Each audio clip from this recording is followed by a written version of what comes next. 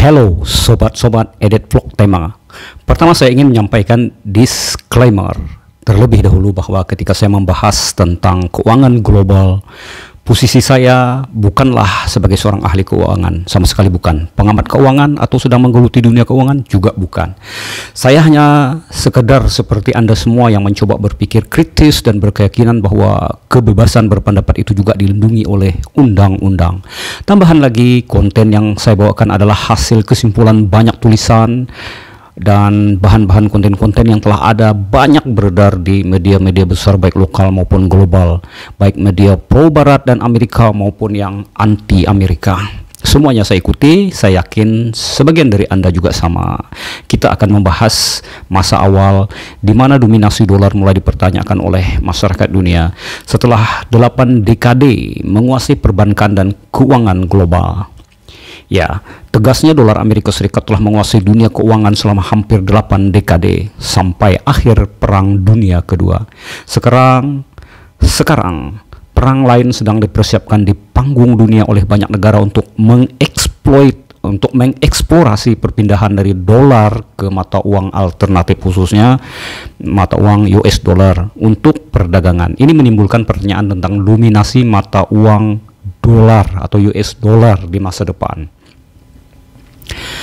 Sebelumnya, mau diserang, mau diimpansi, mau disanksi ekonominya, tidak ada satupun negara yang mampu menggoyahkan senjata dolar Amerika. Itu semua mungkin karena yang diserang adalah negara-negara kecil dan relatif lemah. Mereka tidak berdaya dan tidak ada sekutu yang berani membelanya. Sebut saja Suriah, Lebanon, Irak, Libya, Kuba, Venezuela, dan masih banyak lagi negara-negara yang telah merasakan senjata dolar Amerika pada saat diarahkan kepada mereka. Akan tetapi, baru-baru ini Amerika walau secara tidak terang-terangan menyerang secara militerisme seperti yang biasa mereka lakukan terhadap negara-negara yang relatif lemah, dan itu pun pasti main keroyokan. Tapi kini bedanya mereka telah mengusik dan mencampur tangani invasi negara sebesar Rusia ke Ukraina pada Februari 2022, dan langsung seperti biasa dolar Amerika sebagai senjata memicu gelombang sanksi keuangan pimpinan Amerika terhadap Moskow. Dari begitu banyak sanksi, dua yang paling kuat. Yang pertama adalah keputusan pemerintahan negara-negara barat untuk membekukan hampir setengah cadangan mata uang asing Rusia. Seperti dilaporkan oleh Al Jazeera 7 Maret 2023 yang lalu, cadangan yang dibekukan nilainya mencapai 300 miliar dolar Amerika. Dan yang kedua adalah penghapusan bank-bank besar Rusia dari SWIFT, layanan antar bank yang memfasilitasi pembayaran internasional. Parah banget. Sanksi-sanksi ini oleh beberapa orang disebut sebagai senjata maut dolar dan diprediksi akan membuat Rusia dan China, dua saingan geopolitik terbesar Amerika, mempromosikan infrastruktur keuangan alternatif mereka. Dan benar saja kedua raksasa ini lantas bereaksi dan tidak tinggal diam. Tindakan mereka ini benar-benar membuat dolar berada di pertaruhan yang nyaris tidak mungkin mereka menangkan selamanya. Tetapi sebenarnya bukan hanya Beijing dan Moskow. Dari India hingga Argentina, Brasil hingga Afrika Selatan dan Timur Tengah hingga Asia Tenggara seperti Indonesia, negara-negara dan kawasan dalam beberapa bulan terakhir ini mempercepat upaya menuju pengaturan yang bertujuan mengurangi ketergantungan mereka kepada dolar Amerika. Inti dari inisiatif de-dolarisasi ini adalah ketakutan dari banyak-banyak ibu kota bahwa Amerika pada suatu hari nanti juga dapat menggunakan kekuatan mata uangnya untuk menargetkan mereka seperti yang telah dirasakan oleh Rusia sekarang ini. Pertanyaannya, bisakah langkah ini benar-benar melengsarkan dolar? Jawaban singkatnya begini, mungkin, tetapi memang dominasi dolar tidak mungkin berubah dalam waktu dekat, dan dolar akan tetap menjadi mata uang utama perdagangan dan transaksi internasional. Tapi ada tapinya, dalam jangka panjang tidak mungkin ia akan bertahan selamanya. Dari gempuran negara-negara besar umumnya di dunia, tergantung seberapa kuat Amerika bertahan. Dilihat betapa semakin tidak populernya Amerika, hal itu bisa saja terjadi lebih cepat, terutama disebabkan oleh Cina yang terus-menerus menguat, hampir tidak terbendung lagi. Sejumlah pakar menilai hingga saat ini tidak ada memang mata uang yang bisa menggantikan dolar Amerika. Namun pengaruh dolar pada sistem keuangan global pastinya akan melemah jika semakin banyak negara berdagang dalam mata uang lain dan mengurangi keterpaparan mereka terhadap dolar. Nah, kalau sejarahnya mengapa dolar Amerika itu mendominasi dunia? Sejarahnya dimulai pada tahun 1944. Pada saat itu, perwakilan dari 44 negara bertemu di Bretton Woods, New Hampshire. Pertemuan ini untuk memperbaiki perekonomian dunia setelah perang. Mereka bersepakat bahwa Amerika sebagai ekonomi terbesar di dunia akan menetapkan nilai dolar dengan standar nilai emas. Ingat ya, dengan nilai emas standarnya. Jadi emas backupnya pada awalnya. Dan negara lain pada gilirannya akan mematok mata uang mereka terhadap dolar. Jadi patokannya itu dolar gitu ya, walaupun mereka punya mata uang masing-masing, tapi kiblatnya itu dolar. Nah, sejak saat itu negara-negara lain harus menyimpan dolar sebagai cadangan untuk mempertahankan nilai tukar mereka. Ini menjadikan si dolar Amerika ini sebagai mata uang global yang dominan, bahkan paling dominan hingga saat ini. Rezim Bretton Woods runtuh pada tahun 1970-an, penyebabnya karena Amerika tidak lagi memiliki cukup emas untuk menopang dolarnya. Namun pada saat itu dolar telah tertanam kuat sebagai mata uang cadangan yang digunakan oleh negara-negara lain, oleh banyak negara di dunia. Dolar menjadi lebih berharga daripada emas. Bahkan harga emas bergantung pada naik turunnya dolar. Nah, ini begini gambaran gilanya lagi. Jika misalnya ada sebuah negara mencetak uang sebanyak-banyaknya, maka akan terjadi inflasi yang mengikuti turunnya nilai mata uang negara tersebut. Ada sebuah negara di Afrika misalnya, hanya untuk memberi sekilo beras saja harus membawa 1 gerobak uang kertas. Benar-benar gila nggak ya? Mata uang dicetak berdasarkan aturan, mulai dari cadangan devisa, transaksi hingga neraca perdagangan suatu negara. Kalau kecil negaranya, ya itu tadi, inflasi. Tapi kalau misalnya Amerika yang mencetak dolar sebanyak-banyaknya, risikonya sangat kecil. Mengapa? Karena dolar dipakai oleh banyak negara. Amerika bahkan untung dari suku bunganya. Sementara negara-negara pengguna yang harus menyerap dan menanggung akibat inflasinya. Nah, ini bedanya. Kalau negara mencetak uang banyak-banyak, negara itu sendiri harus menanggung akibat inflasinya. Sementara kalau Amerika cetak banyak-banyak, negara lain yang nanggung inflasinya. Nah, jadi sudah ngerti kan, dolar itu adalah emas murni. Ia tidak memerlukan emas lain. Amerika tidak perlu cadangan emas, dolar saja sudah cukup, titik. Paling tidak sampai saat ini. Pasar keuangan Amerika yang dalam dan fleksibel, norma-norma tata kelola perusahaan yang relatif transparan, dan stabilitas dolar memastikan bahwa mata uang tetap dominan. Meskipun negara-negara lain tidak lagi wajib menetapkan mata uang mereka ke dolar. Ini sebabnya dolar susah ya dikalahkan ya. Yang pasti pembicaraan tentang dedolarisasi bukanlah hal baru. Pertanyaan tentang dominasi dolar sudah muncul ketika sistem Bretton Woods runtuh. Kemudian ketika Uni Eropa meluncurkan euro pada tahun 1999, dan sekali lagi setelah krisis keuangan 2008-2009, tapi belum ada negara yang bisa menandingi kekuatan ekonomi Amerika pada saat itu, bahkan hingga saat ini ya, kecuali Cina mungkin sebentar lagi. Dominasi dolar selamat dari badai itu. Saat ini hampir 60% cadangan devisa yang dikelola oleh Bank Sentral Dunia disimpan dalam bentuk mata uang dolar. Bayangkan.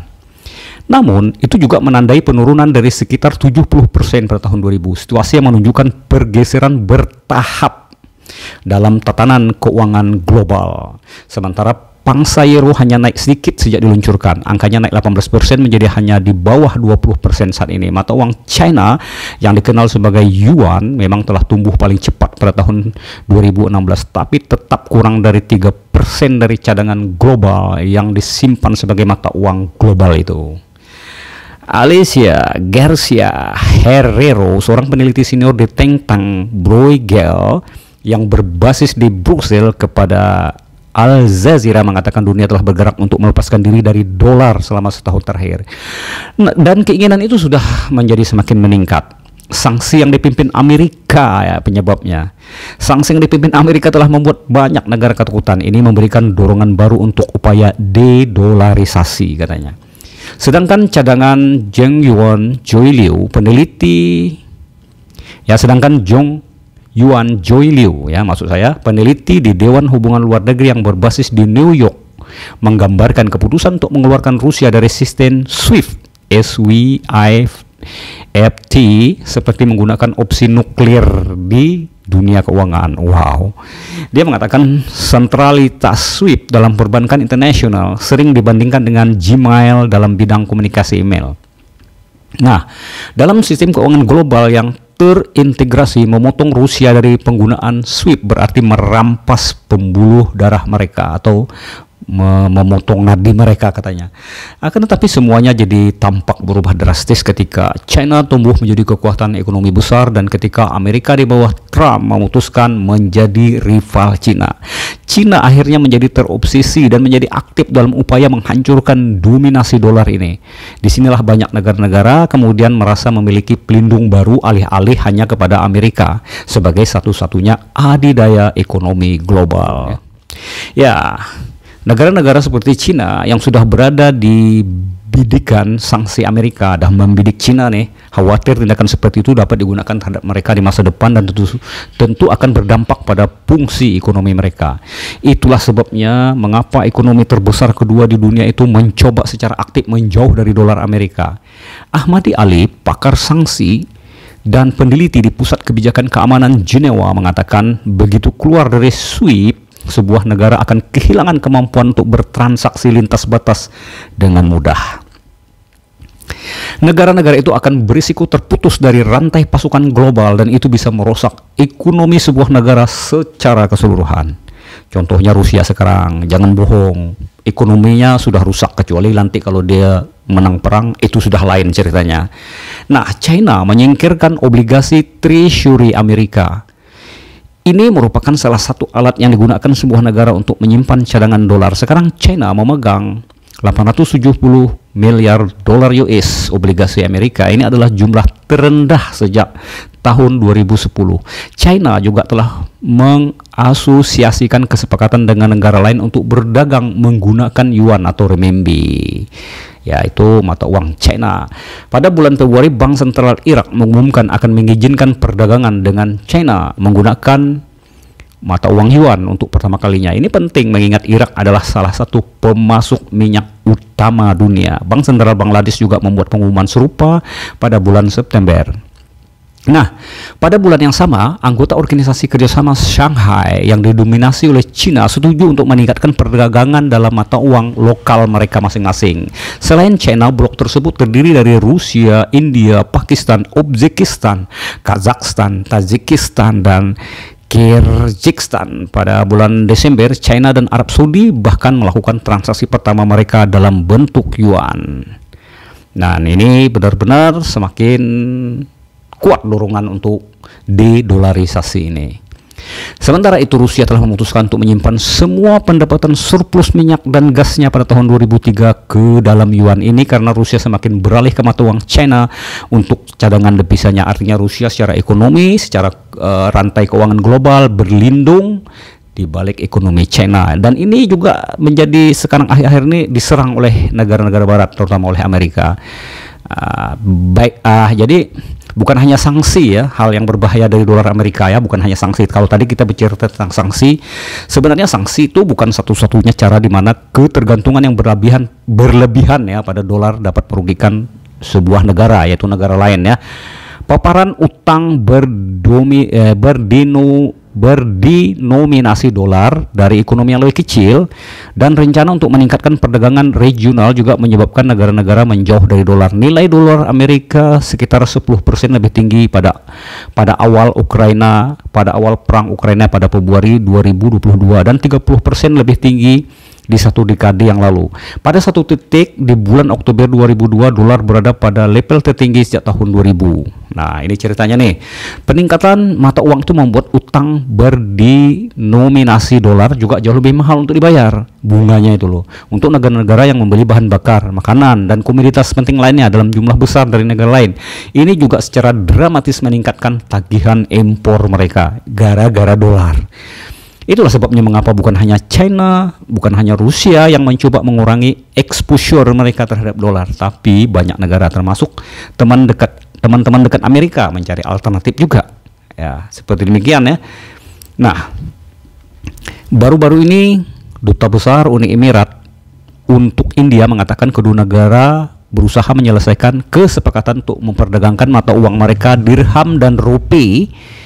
Uni Emirat Arab adalah salah satu mitra dagang utama India. Pada bulan Januari, seorang pejabat Kementerian Perdagangan India mengatakan bahwa Rusia, Sri Lanka, Bangladesh, Mauritius tertarik berdagang dengan India dalam mata uang rupee. Dan dalam pengumuman yang menjadi berita utama global, Presiden Brazil dan Argentina pada bulan Januari 2023 mengatakan mereka akan membentuk mata uang bersama untuk menyelesaikan transaksi perdagangan regional mereka. Dan ini negara-negara Amerika Latin yang notabene dekat ya. Lokasinya memang dekat dengan Amerika Serikat. Hanya saja terlepas dari upaya ini, para ahli tidak yakin bahwa mata uang apapun dapat melengsarkan dolar dalam waktu dekat. Ingat, dalam waktu dekat ya. Satu-satunya mata uang yang dapat menggantikan dolar Amerika dalam jangka panjang itu adalah yuan China. Tetapi untuk mengambil peran itu, mata uang harus sepenuhnya dapat dikonversi. Nah, ini dia, banyak sekarang negara hanya yakin kepada satu kekuatan ekonomi seperti China yang memang ekonominya mungkin sudah dapat menyaingi Amerika. Satu mata uang menjadi sepenuhnya dapat dikonversi ketika dapat ditukar secara bebas ke mata uang lain untuk semua tujuan, entah itu di pasar keuangan, perdagangan, atau di pasar valuta asing global. Sementara yuan hanya dapat dikonversi untuk tujuan terbatas seperti perdagangan. Ini membatasi daya pikatnya meskipun dampak Cina terhadap ekonomi global terus saja meningkat, bahkan sebentar lagi mungkin akan melampaui Amerika. Dan beberapa ahli percaya sementara langkah menuju de-dolarisasi tidak akan menggantikan dolar dengan mata uang dominan lainnya dalam waktu dekat. Negara-negara seperti Argentina dan Brasil misalnya, mereka adalah ekonomi berbasis komoditas dan dolar Amerika mendominasi perdagangan komoditas tersebut. Nah, ini memang terjerat semua negara terhadap mata uang dolar ini ya, langsung maupun tidak langsung. Nah, saat berhadapan dengan negara lain, mereka akan tetap bergantung pada dolar, dan banyak negara seperti Arab Saudi dan Uni Emirat Arab masih memiliki mata uang yang dipatok terhadap dolar. Melarikan diri dari cengkeraman dolar bagi negara-negara ini tidak akan mudah.